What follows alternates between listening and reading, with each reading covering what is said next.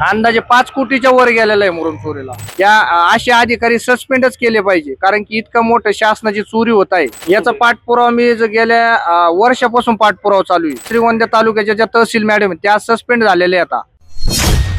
मौजे घोगरगाव तालुका श्रीगोंदा येथे सीना धरण्यासाठी करण्यात आलेल्या भोसेखिंड बोगद्याजवळ पाटबंधारे विभागाच्या मालकीच्या क्षेत्रातून कथितरित्या जेसीबी व ट्रॅक्टरच्या सहाय्याने मोठ्या प्रमाणात मुरुम व दगडाचे अवैध उत्खनन व वाहतूक होत असल्याबाबतची तक्रार शेळके यांना अर्ज प्राप्त झाली आहे। उपविभागीय अधिकारी सीना पाटबंधारे विभाग मिरजगाव तालुका कर्जत जिल्हा अहिल्यानगर या ठिकाणी तक्रार दाखल केली होती। क्षेत्रीय कार्यालयामार्फत स्थळाची क्षेत्रीय पाहणी केलेली असता भोसेखिंड बोगद्यानजीक किमी 17 ते 18 दरम्यान खोदाईतून निघालेले साहित्य त्या कार्यालयाचे परवानगीशिवाय अज्ञात व्यक्तींनी कथितरित्या जेसीबी व ट्रॅक्टरच्या सहाय्याने उचलल्याचे कथित आरोप शेळके यांनी केला आहे। समाधानकारक कारवाई होत नसल्या कारणाने शेळके यांनी पाटबंधारे विभागाचे मुख्य कार्यालय पुण्यातील सिंचन भवन या कार्यालयाच्या मुख्य प्रवेशद्वारासमोर आमरण उपोषणाला बसले आहेत। शासनाचा महसूल बुडवून मुरुम चोरी करणाऱ्यावर कारवाई होईपर्यंत आमरण उपोषण सुरू ठेवणार असल्याबाबतची भूमिका उपोषणकर्ते शेळके यांनी मांडली आहे। नमस्कार, मी माहिती अधिकार कार्यकर्ता सागर शेळके, श्रीगोंदा तालुका अध्यक्ष। घोगरगाव येथे कुकडी जे कुकडीचं पाणी सीना धरणामध्ये गेलेलं आहे, ते 15 ते 16 किलोमीटर त्याचा जो मैला निघालेला आहे, डबर माती मुरुम ते चोरी गेलेलं आहे तिथं। त्याचा मी पाठपुरावा केल्यानंतर त्याला कुठलंही उत्तर नाही दिलं। ज्या सरकारी होती का खाजगी?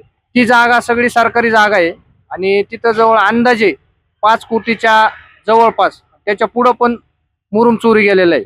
त्याच्यामध्ये अधिकाऱ्यांचा हात असू शकतो, कारण की तिथं गेल्या बरेच दिवसापासून त्याच्याकडे दुर्लक्ष आहे। त्याचे मी एक दिवस असंच घोगरगाव मध्ये आला असताना मला एक जेसीबी मुरुम वाहत असताना दिसला। मी त्याचा पाठला केला, त्याचे छायाचित्र ते सगळं काढलेले आहेत।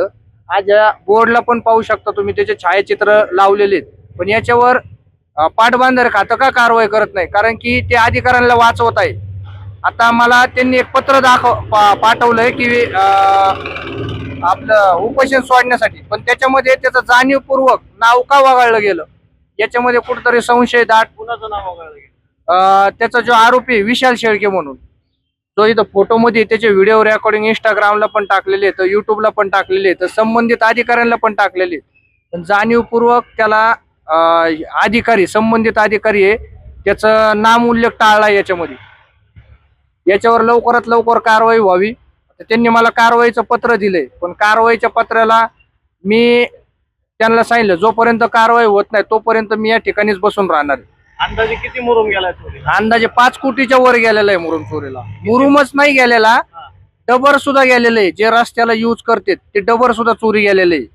याचा पाठपुरावा किती दिवस झाला तुमचा? याचा पाठपुरावा मी गेल्या वर्षापासून पाठपुरावा चालू आहे।